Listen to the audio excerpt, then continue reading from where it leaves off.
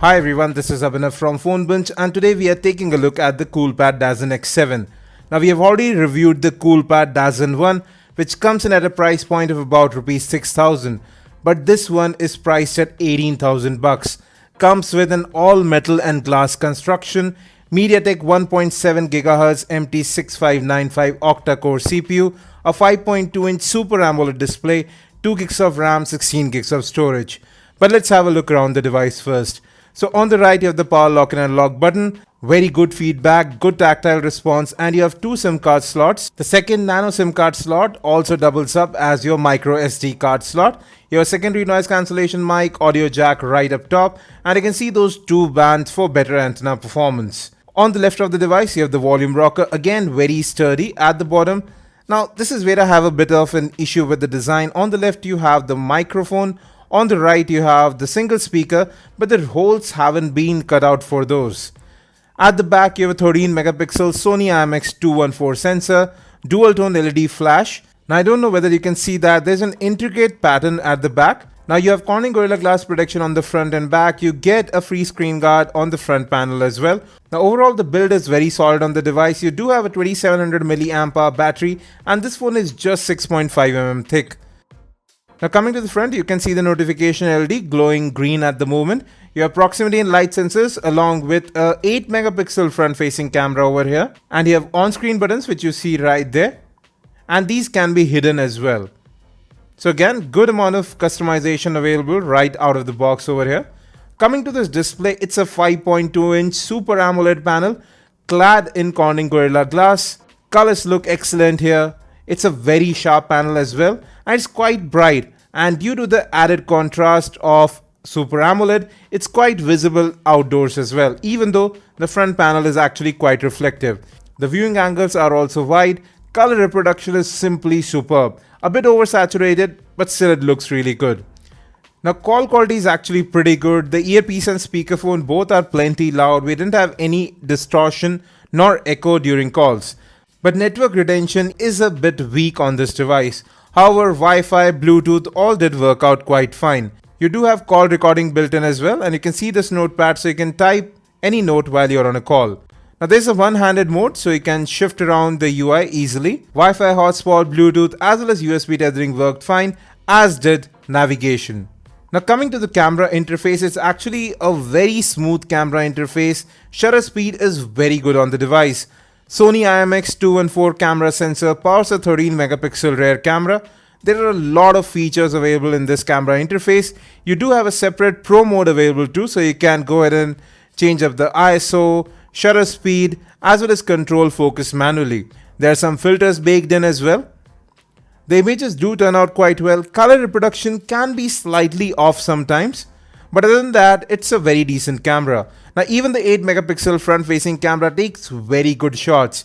You can see that right here, quite a lot of detail with very little noise. Now here are some of the image samples. Very sharp images with this camera. No matter what the lighting, it is able to capture good images. Now you have optical image stabilization built in as well. So low light images do turn out rather well. Yes, there is a bit of noise in them, we'll talk about those. But here you can see quite a lot of detail that is captured. Sharp images, a little bit of over sharpening sometimes. You can see the edges there, but still great captures. And that's with the auto mode on. With the manual mode, you can get even better images.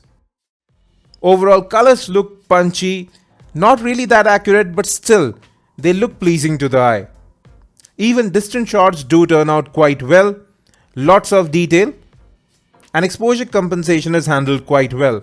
You can see here too, slightly more green than actual colors. Again, great amount of control over exposure. Great looking distant shots as well. Now this is with image stabilization on. We are recording in 1080p and you can see that wobble movement is still a bit there. Now you do have continuous autofocus built in. It does take a little bit of time, but still it's quite fast. Have a listen to the audio. This is Abhinav from PhoneBunch and right now we are recording a 1080p video sample. So exposure compensation in video mode is also quite good, as is video quality. Now the speakerphone here is quite loud actually. Music quality as well as loudness both from the speakerphone and the audio jack is quite good.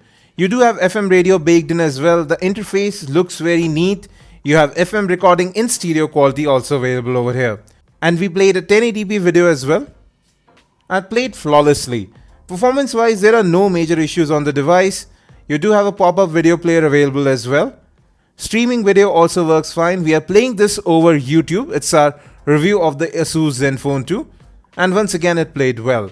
Now coming to software, it's running on CoolUI, which is based on Android 4.4 KitKat.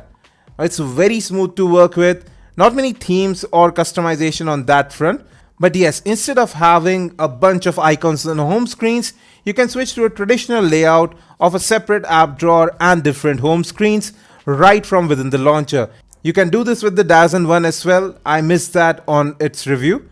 Now here's the notification shade with your quick toggles. You can move these around but really can't add any more.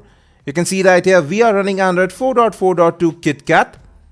And out of that 16 gig storage, you have about 12 odd gigs available right out of the box. USB OTG is also supported over here. App and app data both are movable to the external SD card. Now I'm playing this video right from the USB disk and you can see again it plays quite well. Now to make life easier, you have double tap to wake available. There are some other gestures too. So you can just slide from the bottom to unlock the device. Swipe from the top again to open up the camera app by default. And you can draw several characters to open up different apps. Just like the Dazen 1, the Dazen X7 also has dual window mode or multi-window, whatever you want to call it. You can go ahead and edit this as well, add more apps. And you can see it works out quite well. No hiccups in performance. I would have liked it to work in landscape mode, but then again, it does work out quite fine in portrait. Coming to web browsing, we didn't have any major issues over here. Pinch to zoom and in fact general touch response is very good on the device. Yes, text and images do take slightly longer to render sometimes with heavy images, but overall performance is very smooth. We got scores of above 45,000 on Antutu and 17,000 on Quadrant. Moreover, apps also open up quickly and there are no issues with multitasking with lots of free RAM available on the device. Now in gaming also we didn't face any major issue. The PowerVR G6200 series GPU performed quite well on the device. However, it did heat up with extended gaming of more than 10-15 minutes. Now even though Coolpad is packed in a 2700 mAh battery and that Super AMOLED display which doesn't sap that much power, you'll be hard pressed to get one full day of usage with this smartphone. I managed to get about 2.5 to 3.5 hours of screen on time in average moderate use on the device. Well folks, that was our full review of the Coolpad Dazen X7. Now some of the points that I wanted to follow up. The Dazen X7 price at Rs 18,000 is a bit overpriced. And this is more of a technology exhibit from a company that wants to make its mark in India. Coolpad wants to show us that they just don't make budget devices but great looking premium devices with excellent build quality as well. And to that front, it definitely makes sense. But at this price point, there are better options to consider, including the Xiaomi Mi 4, OnePlus 1 and the Asus Zenfone 2. Thanks for watching this video. Don't forget to hit that subscribe and like button.